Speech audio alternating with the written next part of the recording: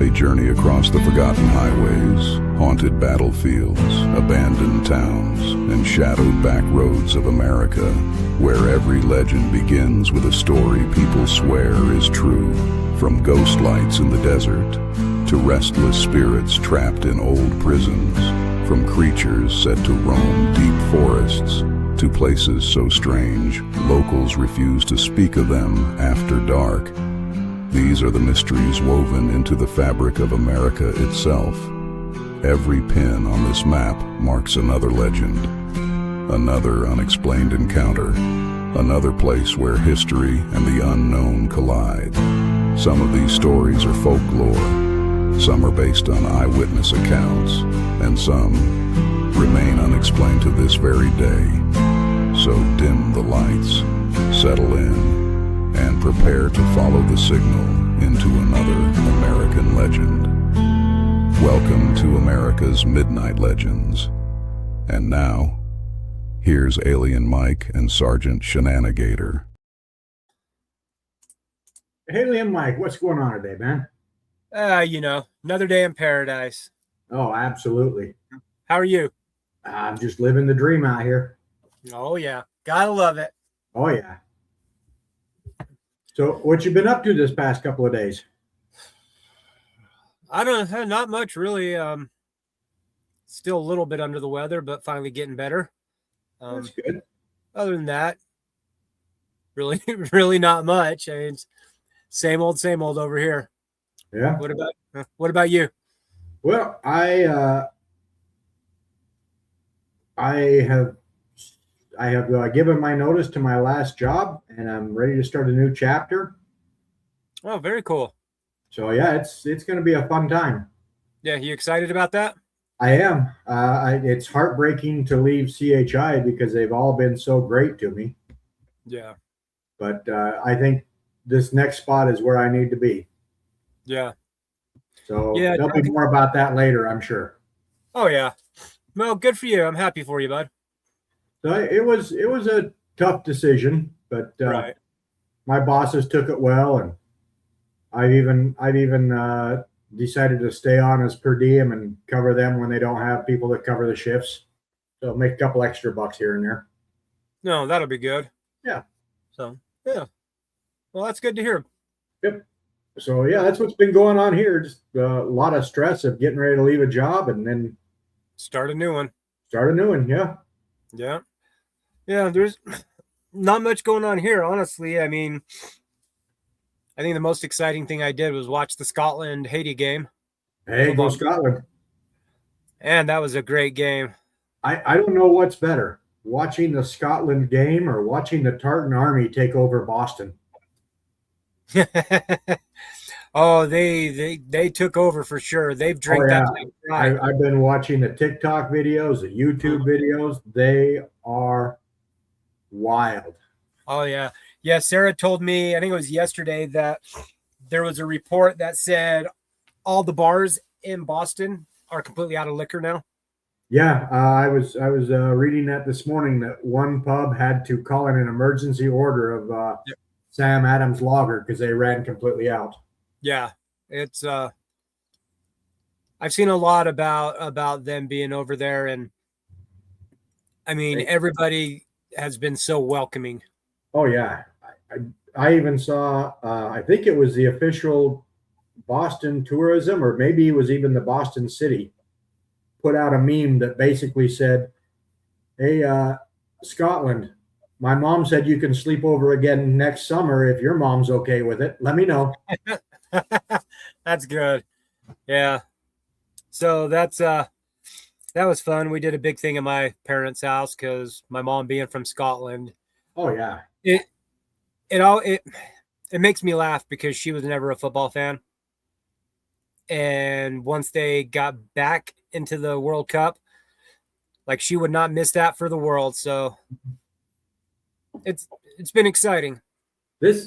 I've never been a fan of soccer, but since it's here in the US now, I'm watching it. Yeah. But I honestly believe I'm having more fun watching the Koreans in Mexico or the Germans down in Atlanta, the Scots up in Boston. it's just been so fun to watch them talk about. This is my first time in America. Yeah. Oh yeah. Everything this damn big everywhere. Yep. Yes, it is. There was a few people that I saw interviewed that got off the plane in Boston, and they were asked, "Oh, so you've got tickets to the World Cup?" Nope. So what are you doing? We spent $20,000 in plane tickets and lodging, and if we have to find a way to get a ticket, we'll find a way. If Yep. not, we're at least here. So yeah, it's been fun watching this. Yeah. See, I've been a fan for years, so that's one of the few sports that I actually like. Yeah, I'm still not much of a sports ball guy, but this one, yeah, for me it's this. I can watch hockey just because it's a lot like football. It's trying to get something into a little net. yeah, I mean, if I were to be forced to pick a sport, I would have to pick baseball. I played baseball for years, so I can watch it just fine. I can't watch it on TV, but you send me down to a stadium to watch like the Salt Lake Bees or the Renegades out here. Yeah, those games are a lot of fun. Yeah, they are a lot of fun. Oh yeah. So, but yeah, so that's about all I've been up to. Besides that, getting ready to go on another holiday down to North Carolina. Oh yeah, we got a special tribute for your trip to North Carolina and one of our legends coming up. Yep. So that's gonna be it's gonna be fun. I don't like leaving when I am unsure about who's watching my dogs because I don't know what's gonna happen. Yeah. But we left and went on a family trip 2 years ago to Oregon, and everything worked out. So I'm hoping it does this time. Oh, it will. Yeah. So I'm looking forward to it. Yeah. I'm looking forward. I saw your pictures from down in Bryce Canyon, so now I'm really looking forward to your pictures from North Carolina. Yeah. It's going to be, it'll be fun. We're going to Grandfather Mountain, and it hosts the biggest Scottish festival. Yep. And we were trying to figure out what to do for a family holiday, and my mom said, let's go there. Yeah. All right. We're doing it. It's not like Scotland like the original plan was, but it's close enough. Yeah. Bagpipes and caber tosses and oh yeah. Yeah, all good. Scotland would have been fun, but yeah. I don't like being on planes that long.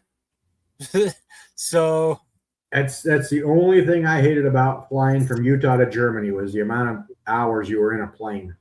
Oh yeah. Like my cousin that just left, he left on Tuesday. His flight was at 2. He didn't leave until after 3. He was supposed to be back in Glasgow at about 3 p.m. their time. So roughly 24 hours of travel. He didn't get home until almost 1 o'clock in the morning. Yeah. So it's just not something I enjoy doing. I will tell you that I'll take the European flight over the Korean flight any day of the week. Korean flight, pretty brutal. Yeah, what was it? It was about 13 or 14 hours. Yep. And then we landed in Japan, and we had to wait on the plane in Japan until the curfew was lifted so we could fly into Korea without breaking curfew. Dang. Yeah, that's I didn't know this until my cousin told me that Glasgow, they don't have after 10 o'clock, everything's grounded. Oh yeah. That's the way Korea is. I think that's the way Japan is. Yeah. But Japan, their curfew is a little bit earlier than Korea was, but that's why we had to wait on the at the tournament. Yep. Yeah, I was a bit surprised. I was like, so what, you just can't get a flight? Nope. You have to wait until 6 o'clock in the morning. I think that's a great idea.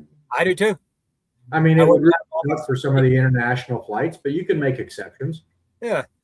I mean, where my house is, we are right over the flight path going to Salt Lake International.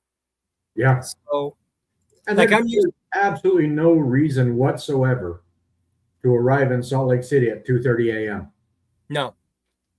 See, where I'm at, I've got the Salt Lake Airport number 2 or whatever it's called, the municipal airport.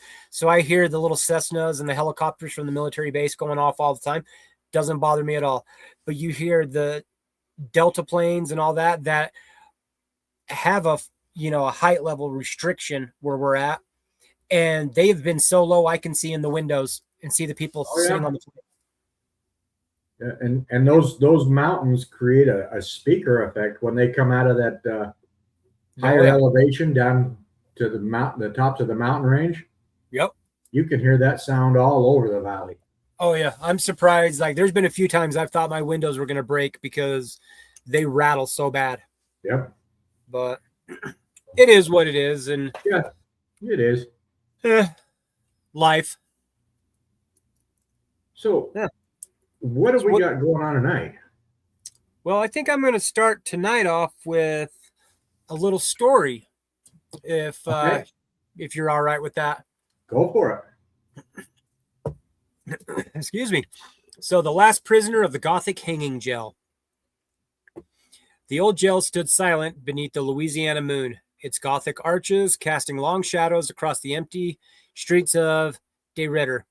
For nearly a century, the jail had watched over the town. Most people knew its history, some knew its legends, and a few swore the building was not entirely empty. On a humid summer night, local photographer Ethan Blake slipped through the iron gate. He wanted a few photographs of the famous Gothic hanging jail before dawn. Inside, the air felt strangely cold. His flashlight beam swept across cracked walls and rusted cell doors. The silence was so complete that he could hear his own heartbeat. Then he heard it, a metallic clink, like a chain dragging across concrete. Ethan froze. The sound came again. Clink, drag, clink. He followed it down a narrow corridor toward the old execution area. Every step seemed to make the darkness heavier. When he reached the end of the hallway, his flashlight flickered. Standing in the shadows was a man.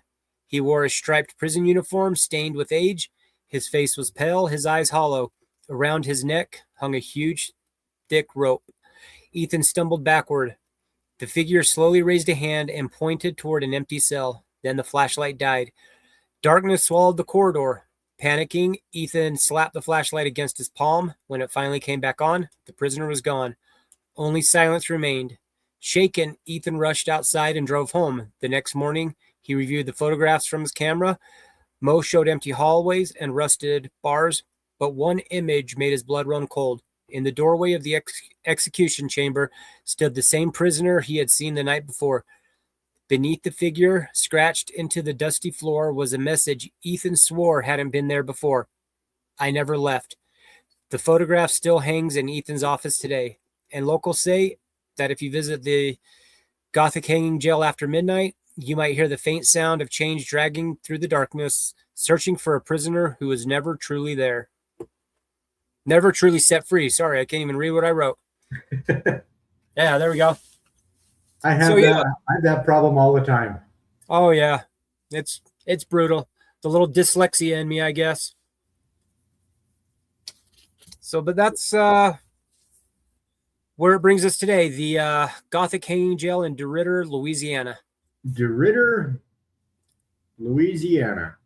And I guarantee we are probably pronouncing that wrong. So apologies. Well, you if checked we are. I think we both checked it out, and it's De Ritter. Yeah, I hope it is, because that's what they said. Yeah. If not, apologies to our friends in Louisiana. Yep.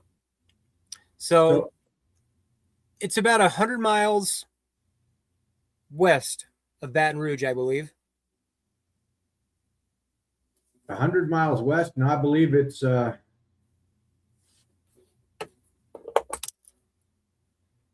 it is 100 miles west of it. Okay. I know I've got it somewhere written down. Sorry, I had to remember where Baton Rouge was. Yeah, I was trying to look at the map, and even zoomed in, I can't see it. So yeah, that map's got all the old names on it, not the new Yeah. one. So yes, the actual jail is called the Gothic Hanging Jail, or just the Hanging Jail. And I mean, honestly, it is a beautiful, beautiful building. Oh yeah. So this was not only the jail, but it was also the home to Sheriff W.A. Martin. He was the first sheriff to oversee this new facility, and everybody hears sheriff of this area, and they picture Texas sheriffs and things like that. And actually, in Louisiana, he was more of just an administrative guy.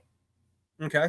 The jail was built in 1914, and his job was to establish a correctional system for the new parish, hire deputies, manage prisoners, provide courthouse security, collect taxes, and serve court orders. And I mean, he was basically the warden of the jail. He was running the jail itself. And in those days, to be the sheriff, you were given a house. And unfortunately, that house was either inside the jail, like this one, or it was adjacent to the jail. So you were never away from work. So just imagine trying to have dinner with your family, and all you hear is inmates yelling because they're upset that the toilet paper's out. Yep. And I bring that up because this was a surprisingly modern jail. This is one of the few first jails that were built with indoor plumbing, a toilet, a sink, showers, windows for natural light. And all this was at the same time that many homes in Louisiana still relied on outhouses. Oh yeah. But when they were designing the hotel, the idea wasn't to make it look spooky, but they did. Good Lord, my English is gooder. Oh yeah, that's gooder as mine. They did choose collegiate Gothic style, which was more commonly seen on universities and prestigious buildings. And a 1923 Popular Mechanics article reportedly remarked that the building looked more like a grand mansion than a jail. Now, underneath the jail was a tunnel connecting it to the courthouse, so that they didn't need to bring prisoners out. They could just bring them from the jail through the tunnel straight to the courthouse. Yep. And the hilarious part about this is this was known as the hanging jail. And when you think of that, you think dozens, hundreds of prisoners executed. According to records, only one execution took place, where they executed two prisoners, Joe Jenna and Moulton Brasso, who were hanged after being convicted of robbing and murdering taxi driver J.J. Breville. And they were hanged for stealing $14 before killing him and dumping his body. And what year was that? It was the 20s? That was March 9th, 1928. 28. So almost the 30s. So yeah. But from that single event, the building became known as the hanging jail. Yep. That was the only hanging that ever took place. Even though when they built the jail, they built it to accommodate hanging. Oh yeah. And people on the tours see this room and think this is where the hangings happened. It's not. The hangings actually happened in the stairwell. So the stairwell for the main building going up to the jail cells or down to the warden's house. I'm sorry, the sheriff's house. So imagine your kids coming home from school and there's a prisoner just dangling there next to the staircase. Yep. So that's kind of a quick rundown of the history of the old DeRitter jail and the Sheriff Martin. Okay, so I'm going to piggyback on that a little bit All right. and talk about the haunted hanging room. So, excuse me, like you had said, it was designed with the gallows room to be on the top floor, which, unlike many jails where the executions were conducted outside, the condemned prisoners could be executed inside the building away from everyone. So nobody would, I assume so they didn't have a huge audience watching everything that was going on. Like, let's say the witch trials where they did it all out in the open for everybody to see. So a trap door was incorporated into the floor, allowing the condemned person to drop through after the level. Wow, Steve, it's contagious. Wow, after the lever was pulled. And like you said, despite the jail's grim reputation, there is no definitive evidence that many executions actually took place. Some of the local historians believe the gallows were installed more as a precaution than for actual use. However, the room's dark purpose has fueled local legends for decades. Some of the reported paranormal activity that visitors and investigators, as well as former caretakers, have reported are unexplained footsteps in the empty hallways, doors opening and closing on their own, cold spots in the hanging room, disembodied voices and whispers, feelings of being watched, shadow-like figures seen near the gallows area, and strange sounds captured on audio recordings. Some investigators claim the hanging room is the most active area of the jail, while others report activity in the cells and sheriff's quarters as well. And like a lot of the haunted places we discussed, there's one common figure that appears. Oh, yeah. And it always fascinates me. I'd love to know where that legend started and why everybody happens to see the lady in white. You know, I've researched a little bit about that. And I mean, it's not every lady in white spotting, but legend, and I don't know how far back it goes, but legend was if you saw the lady in white, you would die in 24 hours. Or, fill in the blank, however many days or weeks you were going to die if you saw the lady in white. So kind of like, I don't know the lady's name you mentioned earlier, but from the movie, The Ring. Yeah. You watch the video in 7 days, you see the lady in white, you die. It just amazes me because, I mean, when I did paranormal investigations here in Utah, the Ogden Cemetery had a lady in white that you would see standing in the middle of the road, in the middle of the cemetery. Yep. So it doesn't matter where you go. Almost every haunting is going to have that. I don't know why they call it the Poughkeepsie Rural Cemetery when it's the largest cemetery in the area. And on major routes, there's no rural out here. But yeah, we've got the lady in white spottings out of this cemetery as well. Yeah. It has always fascinated me why every haunted location seems to have that.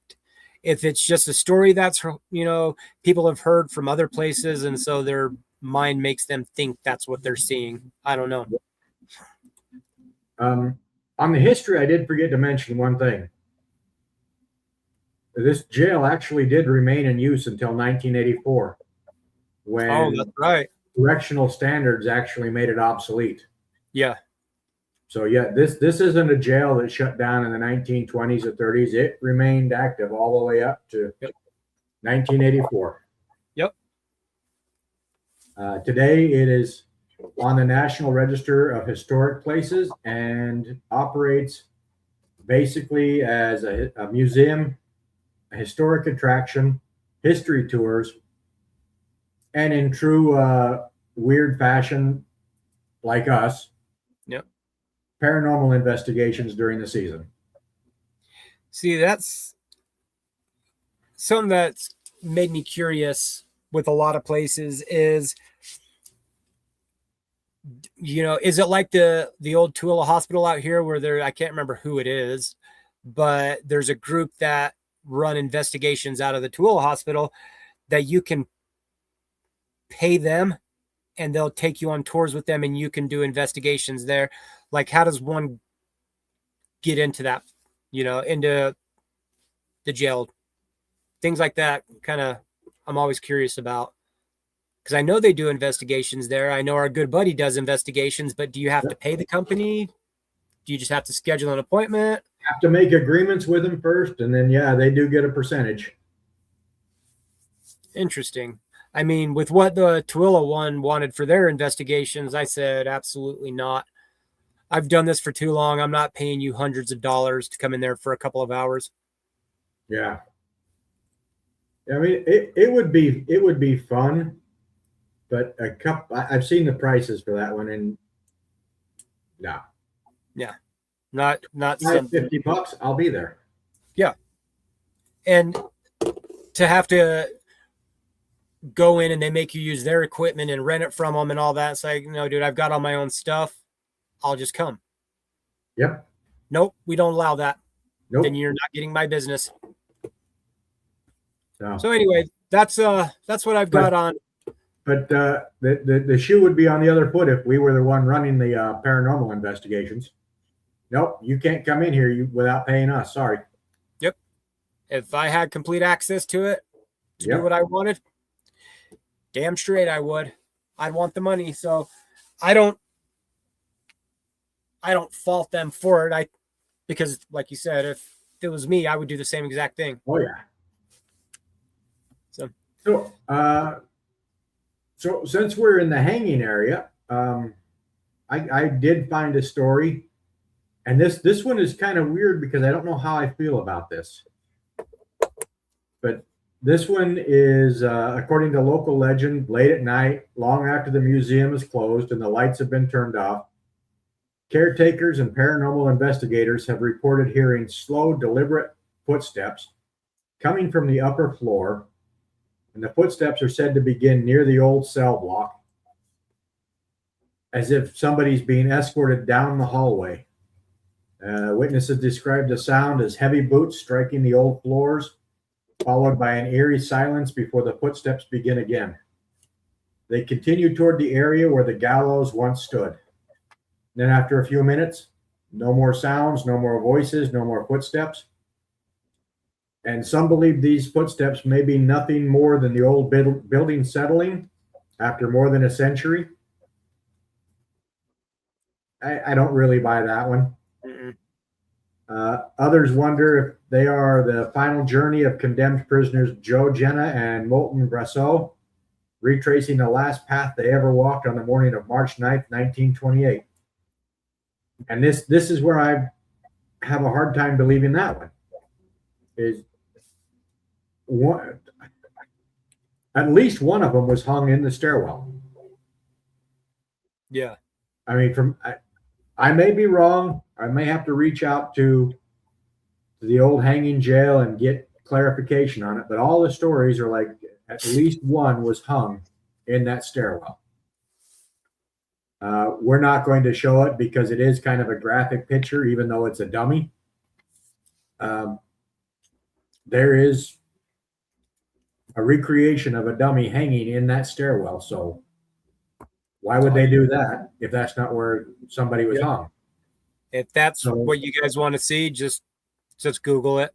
Yeah. It's easy to find. You can find it on Wiki Commons. Just type in hanging jail in DeRidder, and it's one of the probably a few 10 or 15 pictures that pop up. Yep. But if that's the case, why are they hearing footsteps going to the gallows if there was no other hangings there? Mm-hmm.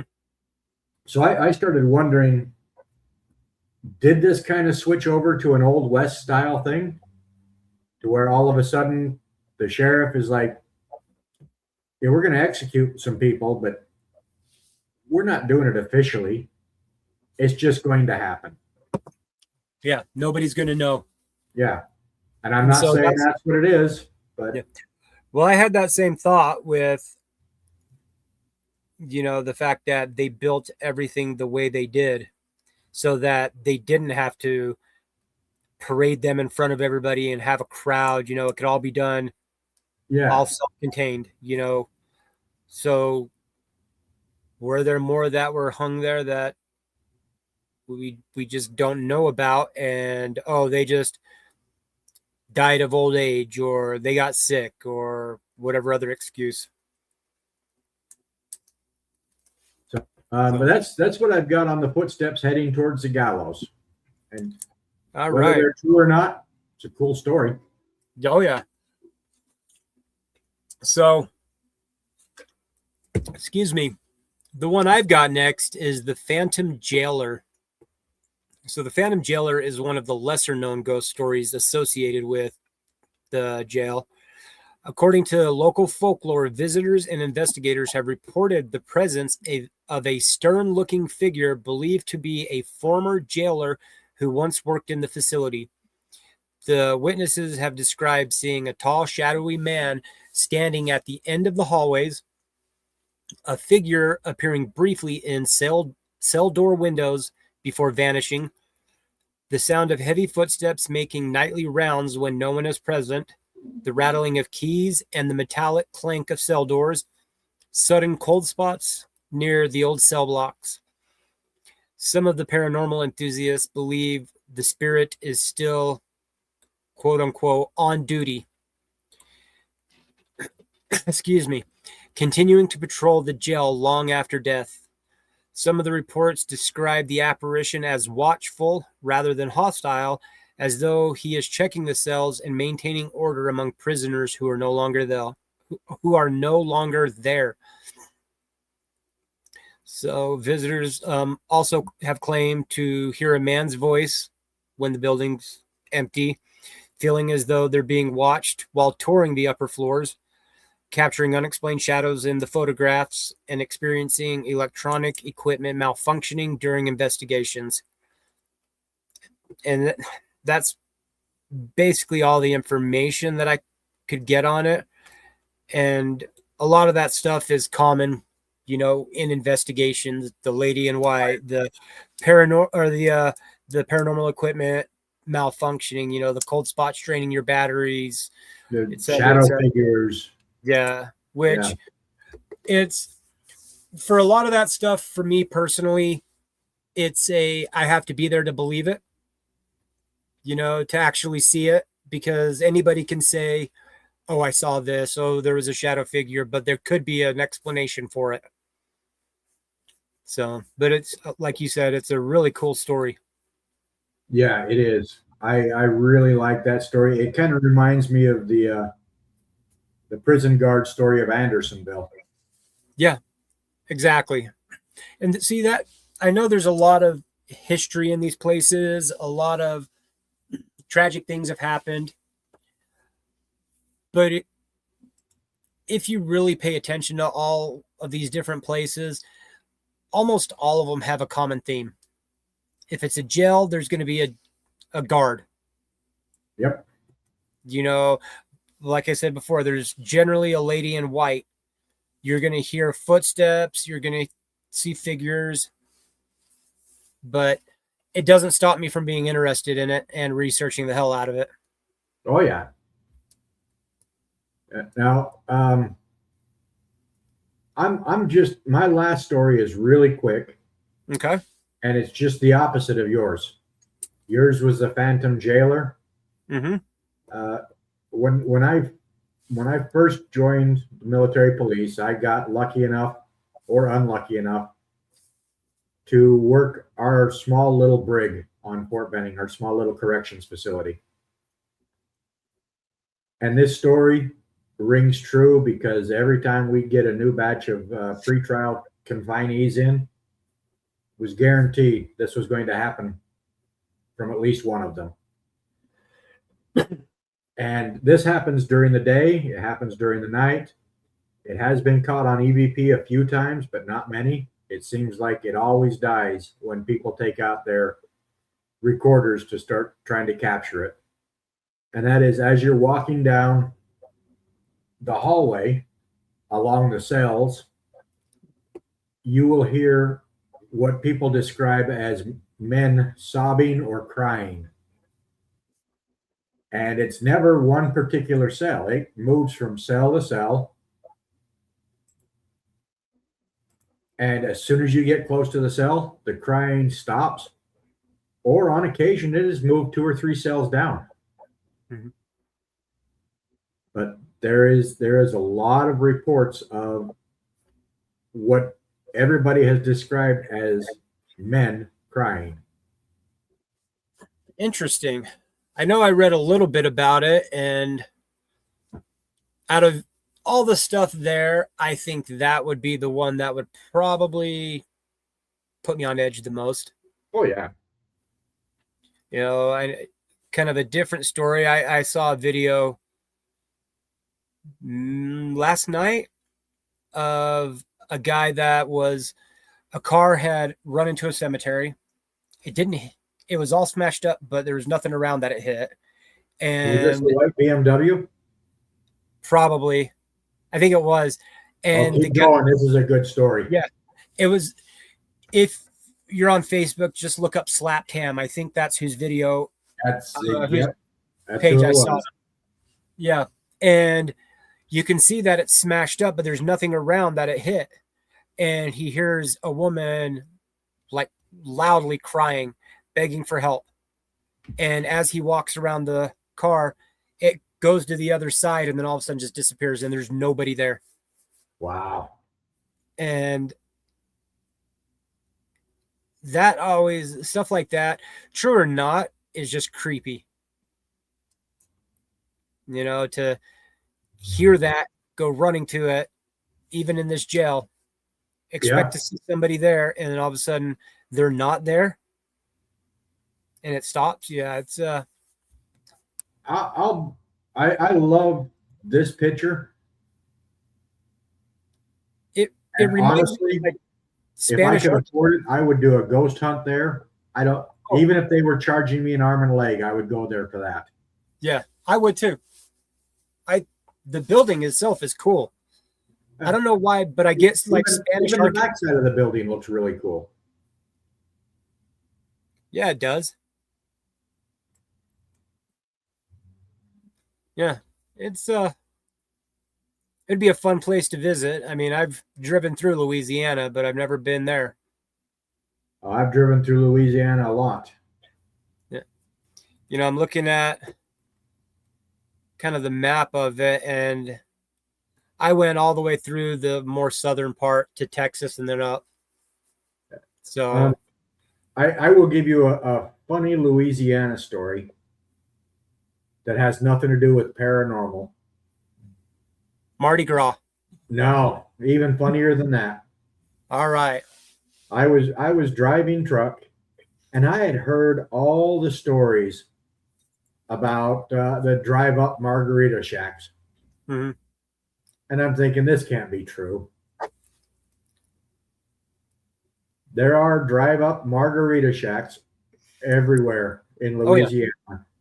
But the absolute best and funniest was one person had built a drive-up margarita store for commercial trucks.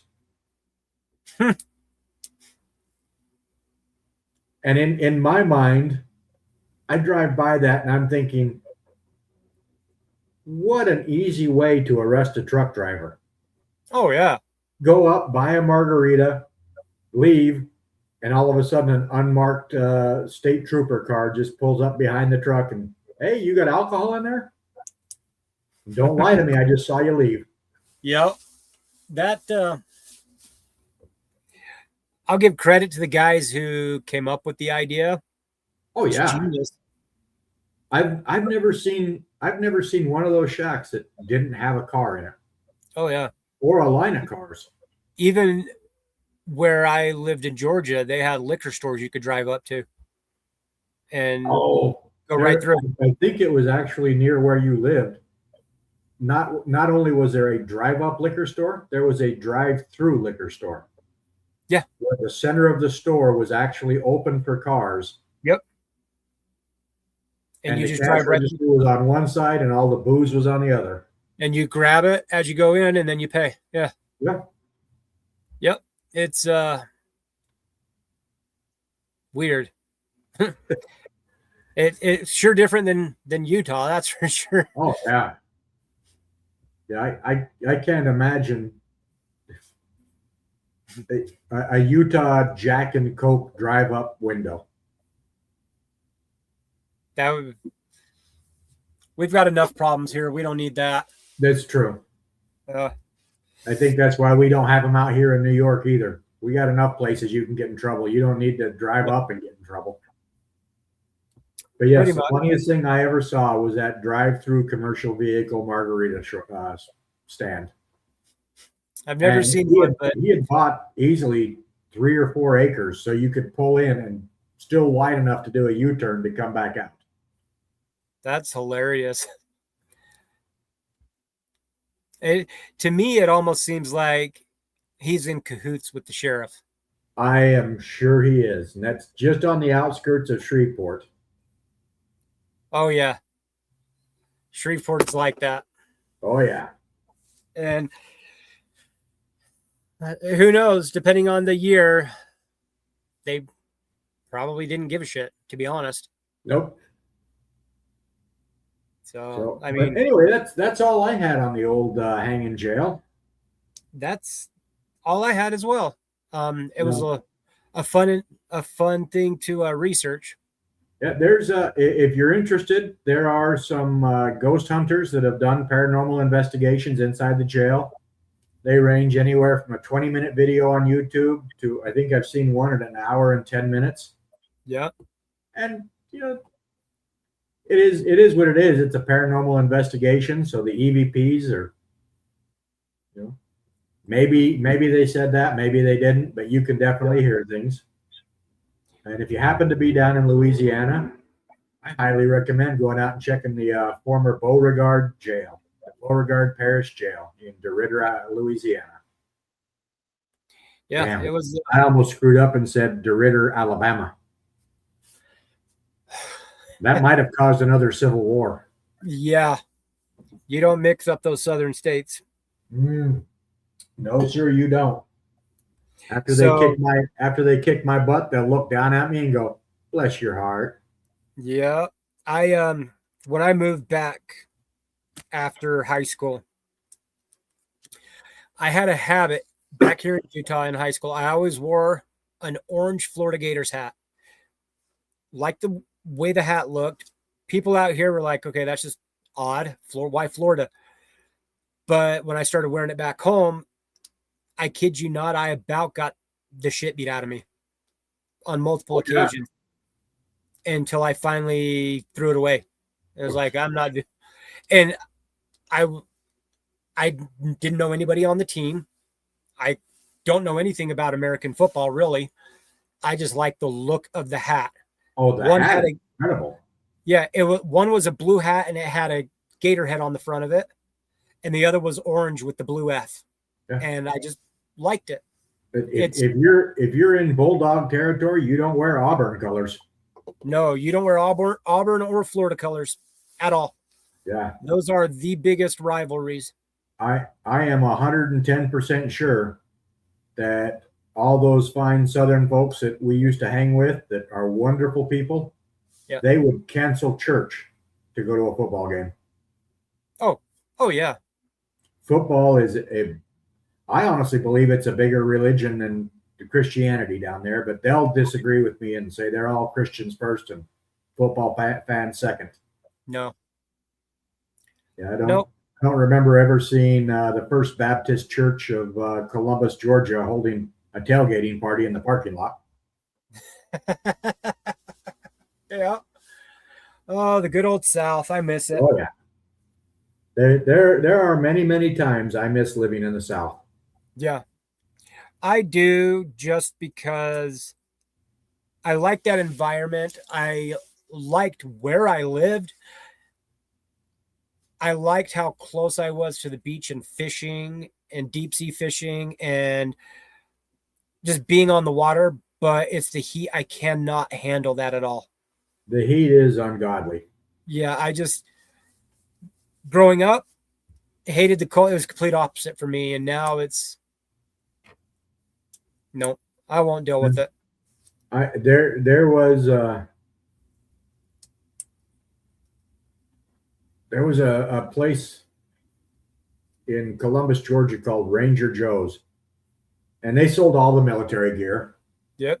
but they also sold fun T-shirts. And one of the T-shirts, if I remember right, it was like a picture of a furnace with just flames everywhere. And it said, "When I die, I'm going to heaven because I've already survived hell." Fort Benning, Georgia. Yep. And that's no lie. That's what the heat felt like down there. Mm-hmm. And then you get that 99% humidity, and you try and take a breath and realize you've got to have a filter to get that water out. Take a breath and you're drowning. Lovely, lovely stuff. I like the humidity. I breathe so much better. It's the feeling of you get off a long, hard days of work. You shower, you're inside with the central air. You feel great. You step outside and you're instantly just soaked and sticky. Yeah, when I was in, I liked having hair that would border on out of regulations. Mm-hmm. Then I got to Fort Benning, and I'm like, you know what? Chop it all off. I'm done. Nope. I'm going to still get a haircut every week because I'm keeping it this dang short the entire time. There were people that I knew that wanted to go to Paris Island. And I just kind of giggled and I said, yeah, I would have done the same thing. I lived in that humidity. It wasn't a big deal to me at the time. And I'm like, oh man, it'll be so much better than this Utah weather. I'm sorry if they came back absolutely miserable. If I had decided on the Marines, I think I would have chosen to be a Hollywood Marine. Mm-hmm. The thing that really was interesting to me is when I talked to the recruiter, he goes, yeah, everybody from the West Coast generally goes east. Yep. And everybody east goes west. And I go, oh, so that means you're going to send me to Paris Island. And he goes, well, where are you originally from? I go, Georgia, but I'm in Utah. He goes, oh no, he'll go west. Well, that doesn't make sense. And get you away from Utah, get you away from Georgia. Now, if you go AWOL, you got a long ways to go. Pretty much. Yep. So, but yeah. Well, that's all I had on today. What about you? That's all I've got too. So, what do we got for our next legend? Well, our next legend is you've heard this. You've heard the motto, Virginia is for lovers. Sure have. We're going to change that motto a little bit. We're going to go with Virginia is for lovers of the paranormal. All right. Yeah, we are going to the Old House Woods in Virginia. Old House Woods. Sounds interesting. It is. I'm not going to give anything away. You can look it up if you want, kind of get a jump on the show. But there's a lot to the Old House Woods. I know what I've looked at, and I'm fascinated already. Yep. So join us. What is that? The 23rd? 24th. 24th. Next join Wednesday. Us on the 24th for the Old House Woods in Virginia. Yep. And Sakona, you better be catching that one and checking it out. That's all I'm going to say. Oh yeah, you definitely better. Yeah. I mean, we had I just forgot the screen name she goes by. My daughter up in Maine. Oh,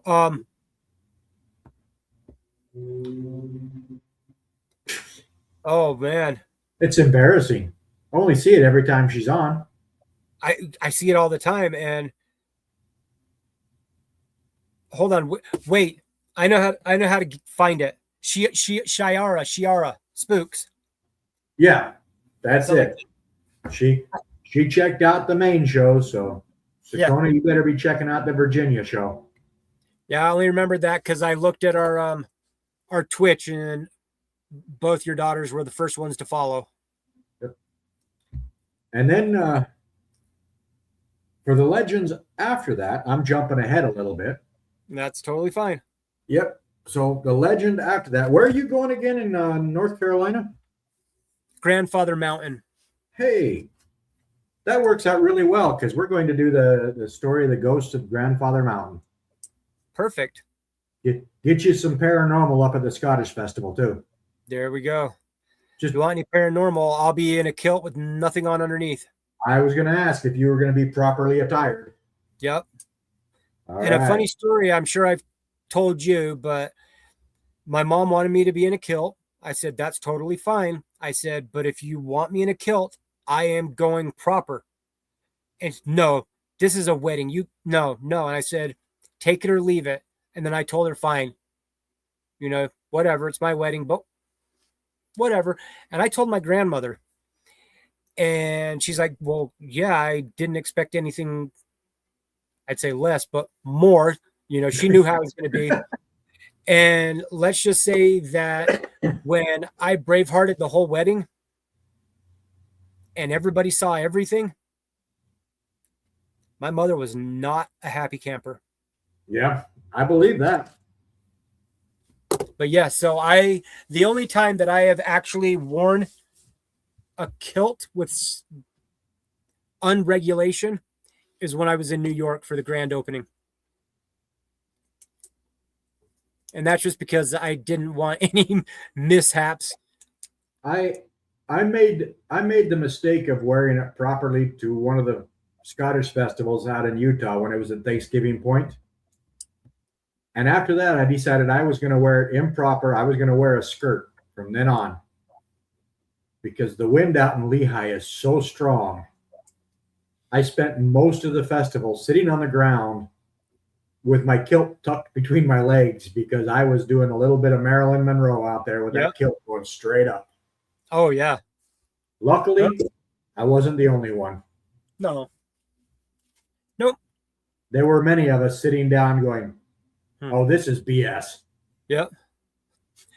That's when you wish you had a couple of clothespins or whatever. Oh, yeah.